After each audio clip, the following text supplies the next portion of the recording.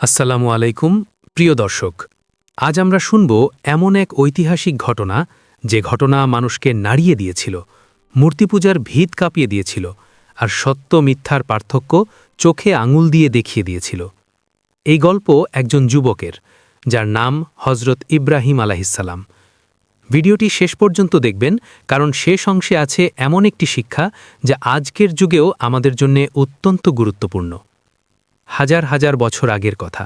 স্থানটি প্রাচীন মেসোপটেমিয়া, বর্তমান ইরাকের ব্যাবিলন শহর। চারদিকে তখন অজ্ঞতা আর অন্ধকারের রাজত্ব। মানুষ ভুলে গেছে তাদের প্রকৃত স্রষ্টাকে।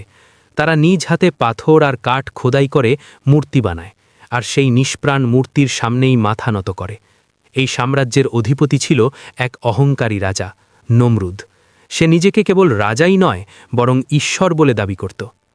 কিন্তু এই ঘোর অন্ধকারের মাঝেই একটি ঘরে জন্ম নিল এক আলোর দিশারি। তিনি হজরত ইব্রাহিম আলাইহিসসালাম, যার পিতা আজর নিজেই ছিলেন এই সাম্রাজ্যের সবচেয়ে বড় মূর্তি নির্মাতা। অথচ সেই মূর্তি নির্মাতার ঘরেই বড় হচ্ছিলেন এমন একজন, যিনি একদিন ভেঙে চুরমার করে দেবেন সব মিথ্যা বিশ্বাসের ভিত। ছোটবেলা থেকেই ইব্রাহিমের মন ছিল জিজ্ঞাসু। তিনি ভাবতেন, যে মূর্তি কথা বলতে পারে না, নড়াচড়া করতে পারে না, এমনকি নিজের ওপর বসা একটি মাছিও তাড়াতে পারে না, সে কিভাবে মানুষের ভাগ্য নিয়ন্ত্রণ করবে। একদিন রাতের বেলায় তিনি আকাশের দিকে তাকালেন, দেখলেন এক উজ্জ্বল নক্ষত্র।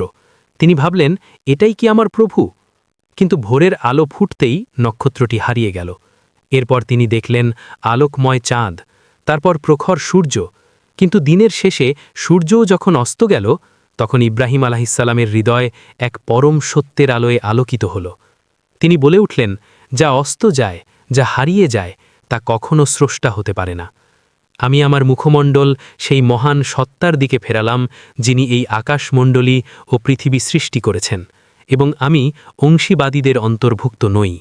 হজরত ইব্রাহিম আলাইহিসসালামের সময়কার আশিরিয়া জাতি বছরের একটি নির্দিষ্ট দিনে আয়োজন করত এক বিশাল আনন্দমেলার। নারী, পুরুষ, যুবক, বৃদ্ধ সবাই একত্র হয়ে নাচ, গান, উৎসব এবং ব্যভিচারে মেতে উঠত। এই মেলায় যাওয়াকে তারা মনে করত সৌভাগ্যের বিষয়।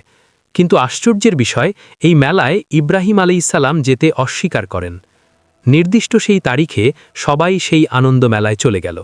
কিছু সমবয়সী যুবক হজরত ইব্রাহিম আলাইহিসসালামকে বলল, চল ইব্রাহিম, আনন্দ মেলায় যাই। ইব্রাহিম আলাইহিসসালাম যেহেতু মনে প্রাণে এই মেলাকে ঘৃণা করতেন এবং এই সময় তার একটি উদ্দেশ্য সাধন করার ইচ্ছা ছিল, তাই তিনি বললেন, আমি অসুস্থ। সবাই মেলায় চলে গেল। শহরের নারী, পুরুষ, যুবক, বৃদ্ধ সকলেই মেলায় যোগদান করায় স্থানীয় ছোট বড় সব মন্দিরই একেবারে জনশূন্য হয়ে গেল।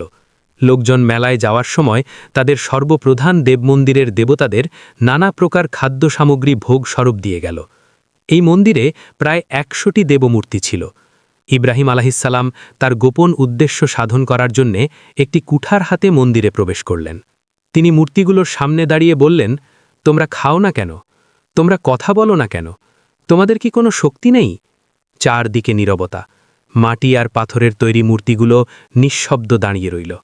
তখন ইব্রাহিম আলাইহিসসালাম বললেন, তোমরা তো কিছুই নও, তোমাদের কোনো ক্ষমতা নেই, তবুও মানুষ তোমাদের পূজা করে। এরপর তিনি এক এক করে সব ছোট মূর্তি ভেঙে ফেললেন।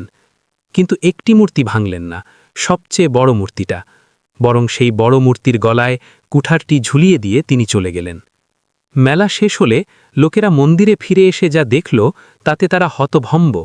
মূর্তিগুলো ভাঙা, শুধু বড় মূর্তিটা অক্ষত। দেবতাদের এই চরম দুর্দশা দেখে সবাই হায় হায় করতে লাগল। কার দ্বারা এরূপ কাণ্ড ঘটতে পারে, এই বিষয় নিয়ে আলাপ আলোচনা শুরু হলে যে যুবকেরা হজরত ইব্রাহিম আলাইহিসসালামকে মেলায় যাওয়ার আহ্বান করেছিল, তারা বলল, ইব্রাহিম নামে যে ছেলেটি আছে, আমরা তাকে মেলায় যাওয়ার জন্য বলেছিলাম, কিন্তু সে মেলায় যায়নি। একমাত্র সেই শহরে ছিল, যতদূর সম্ভব তার দ্বারাই এই অঘটন সংঘটিত হয়েছে। জনৈক প্রবীণ ব্যক্তি তাদের কথায় সমর্থন করে বলল, তোমরা সত্য বলেছ, সে কখনো মন্দিরে পূজা করতে আসে না। আরও শুনেছি সে প্রকাশ্যে আমাদের দেবদেবীর নিন্দা করে। সবাই চিৎকার করে বলল, এ কাজ ইব্রাহিম ছাড়া আর কেউ করতে পারে না।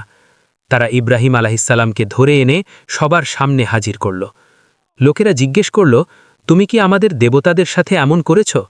ইব্রাহিম আলাইহিসসালাম শান্তভাবে বললেন, না, এই বড় মূর্তিটাই করেছে, তোমরা চাইলে ওকেই জিজ্ঞেস করো।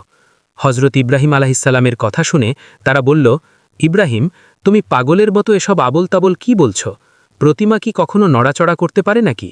সে কি কখনো হাত দিয়ে কুঠার ধরতে পারে? এগুলো তো মাটির পুতুল মাত্র।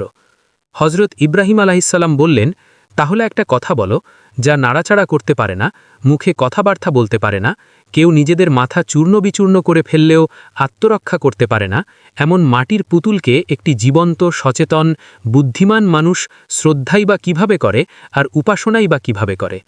এই কথা শুনে সবাই চুপ হয়ে গেল। তারা বুঝে গেল মূর্তি তো কথা বলতে পারে না। এক মুহূর্তের জন্যে তাদের বিবেক জেগে উঠল, কিন্তু অহংকার আবার জিতে গেল। তারা সত্য মেনে না নিয়ে ইব্রাহিম আলাহিসাল্লামকেই অপরাধী বানাল। প্রিয় দর্শক, এই ঘটনা আমাদের কি শিক্ষা দেয়? আল্লাহ ছাড়া কেউ উপাসনার যোগ্য নয়। মিথ্যা বিশ্বাস যত পুরনোই হোক তা মিথ্যাই। সত্য বলার জন্যে সাহস দরকার। যুক্তি আর বুদ্ধি দিয়েই মানুষকে সত্যের পথে ডাকতে হয়। আজও মানুষ মূর্তি না বানালেও ক্ষমতা, টাকা, অহংকারকে নিজের উপাস্য বানিয়ে ফেলছে।